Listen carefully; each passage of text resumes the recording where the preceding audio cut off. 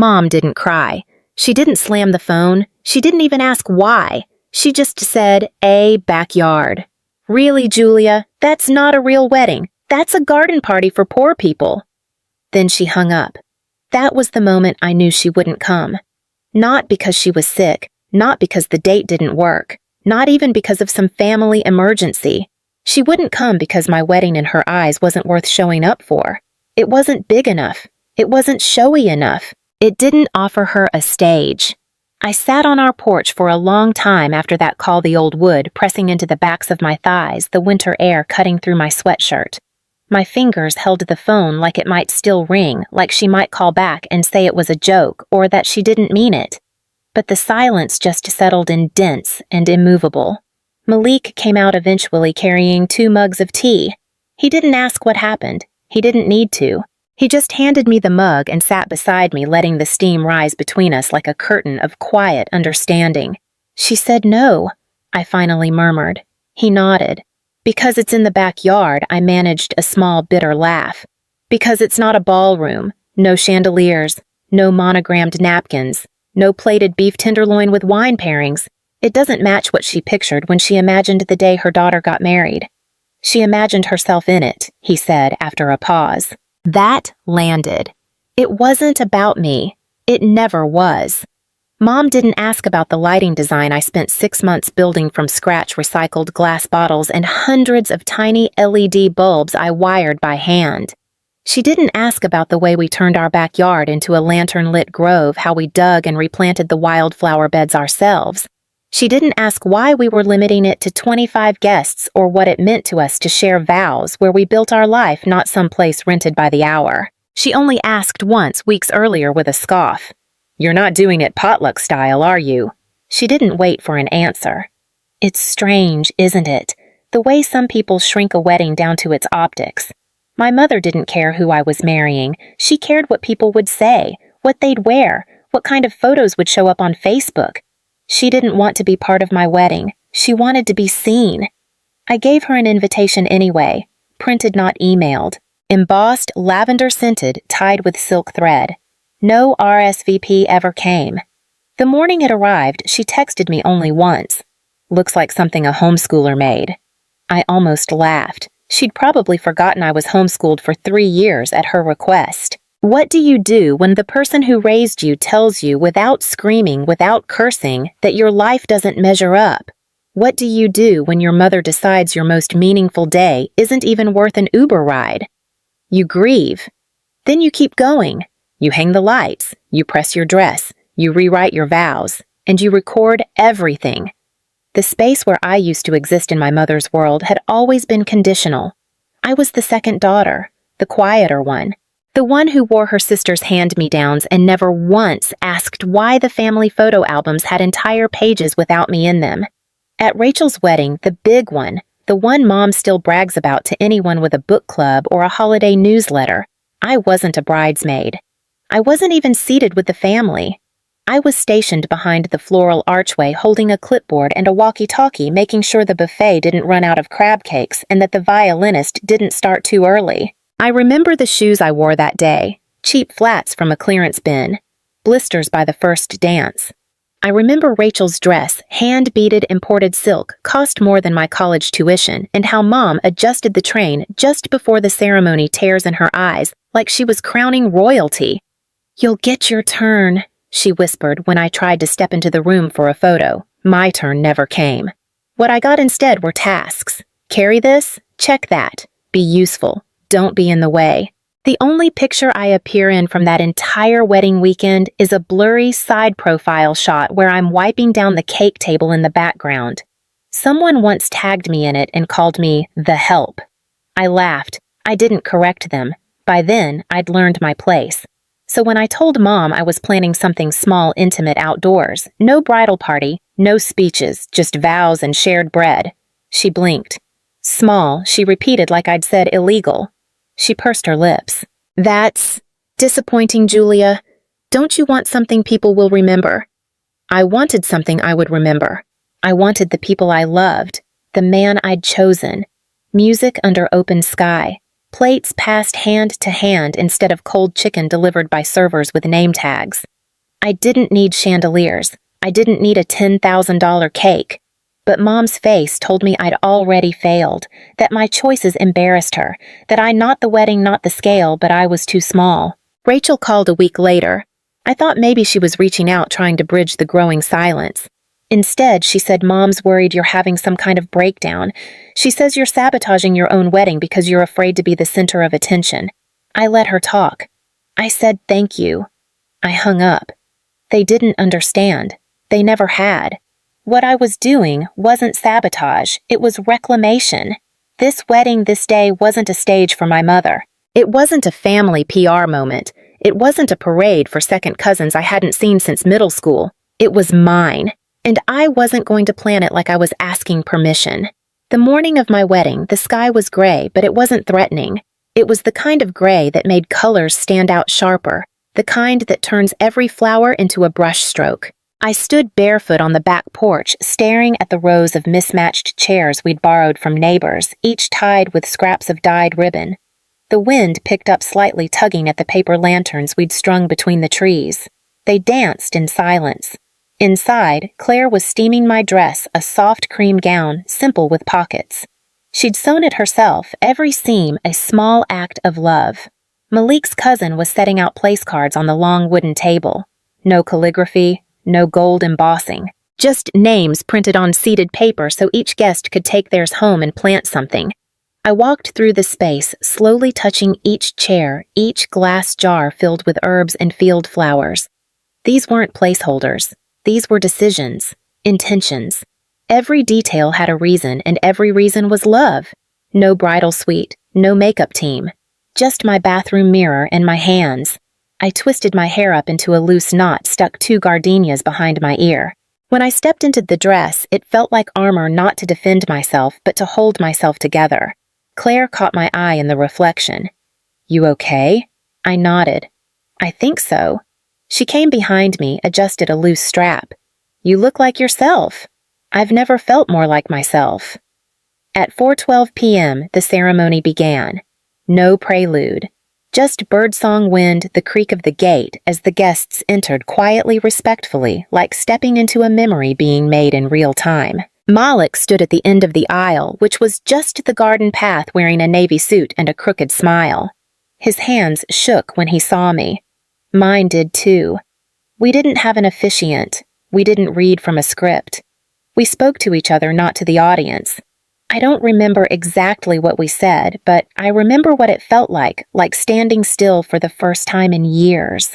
Like being heard by someone who wasn't waiting for their turn to speak. After we kissed, everyone clapped, not politely, but wholeheartedly. My favorite sound. Dinner was served from giant enamel pots, family style. No servers, no plated service. Just bowls passed down the table, laughter echoing off the ivy-covered fence, someone humming along to a Van Morrison song playing through a borrowed speaker. When night fell, the lights came on, all those hours of wiring and careful placement, and the whole yard glowed like a firefly had taken up residence in each tree. Claire leaned over at one point and whispered, "This looks like a film set." But it didn't. It looked like home. And I knew, even as I laughed and drank and danced barefoot under those lights, that the people who were missing wouldn't see this. Not in real time, not in color, not in context. They wouldn't see the way Malik looked at me during our first dance. They wouldn't hear the toasts from people who actually knew us. They wouldn't taste the lavender lemonade or the fig cake or smell the rosemary smoke from the grill. They'd just see pictures, and by then it would be too late. We hadn't planned to post anything, not right away at least. Our friend Devin, a filmmaker, not a wedding videographer, had offered to document the day as a gift. She shot it like a memory. No wide, sweeping drone shots, no slow-motion veil toss. Just us as we were setting tables, fixing hair, holding hands under string lights. 2 weeks after the wedding, she sent over a short film, 90 seconds long. No narration, no captions. Just music, soft and slow.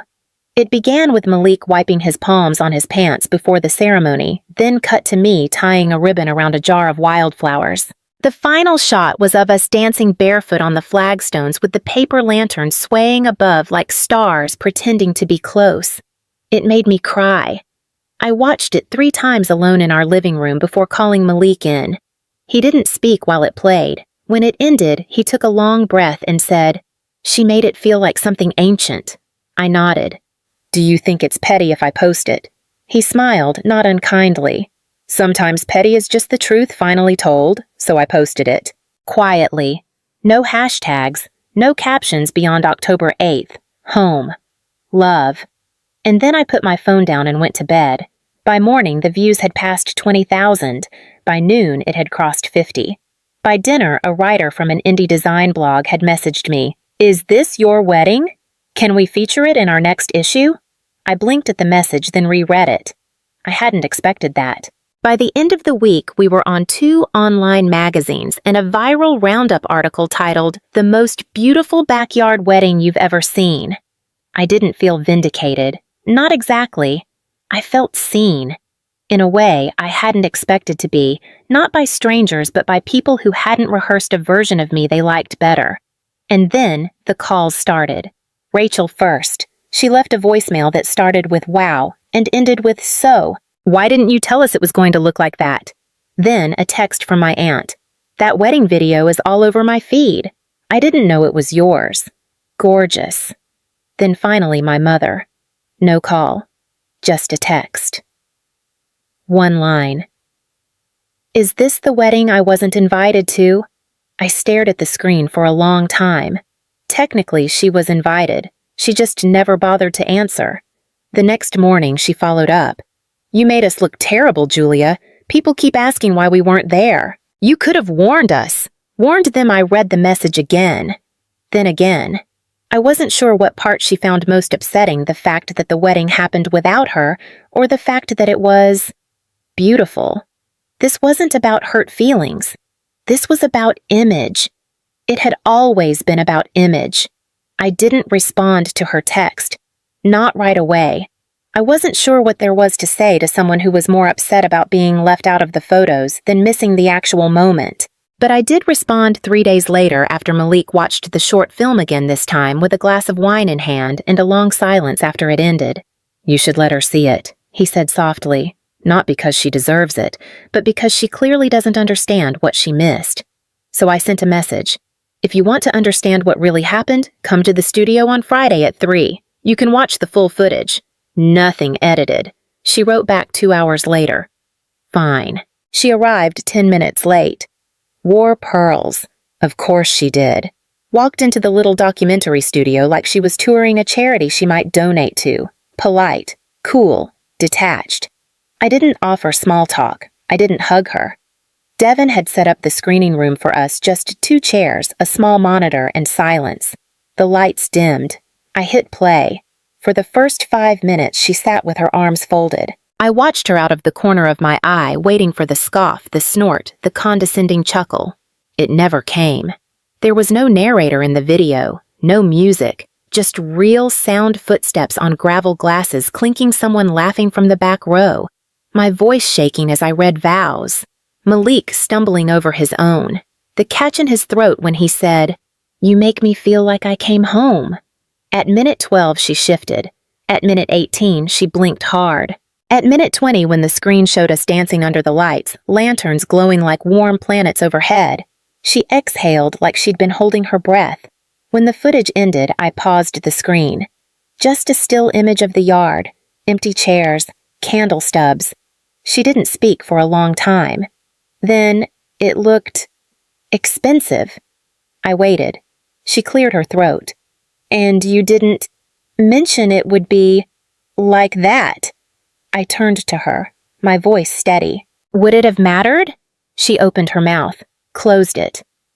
"I invited you," I said. "You declined."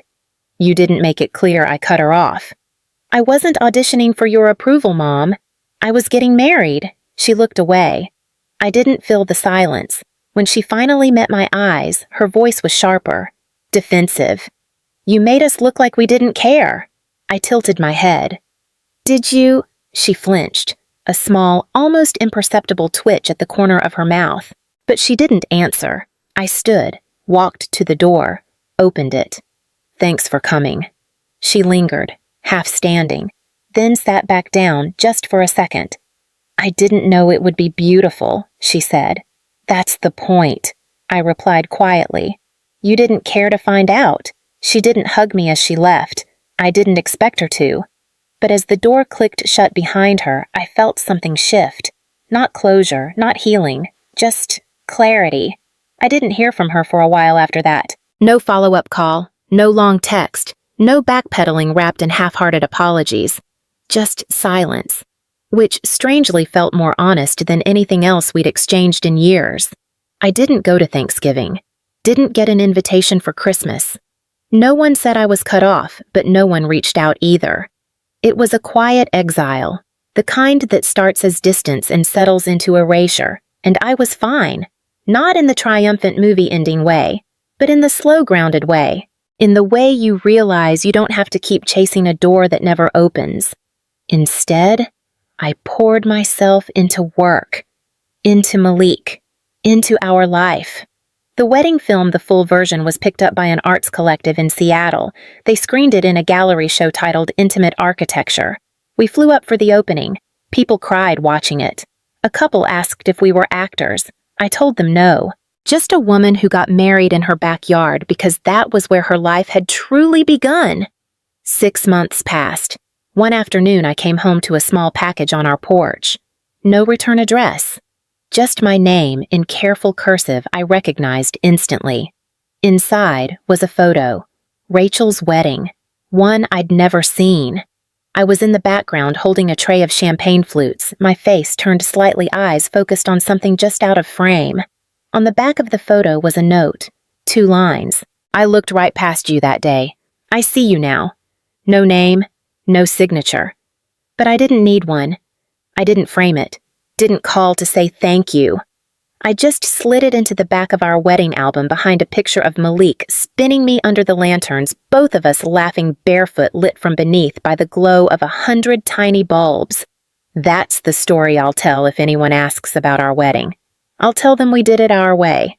I'll tell them we planted wildflowers where people expected roses, that we fed our guests from our hands, not a caterer's checklist, that we danced on gravel and laughed under paper moons, and that we invited everyone who mattered, even the ones who didn't show up.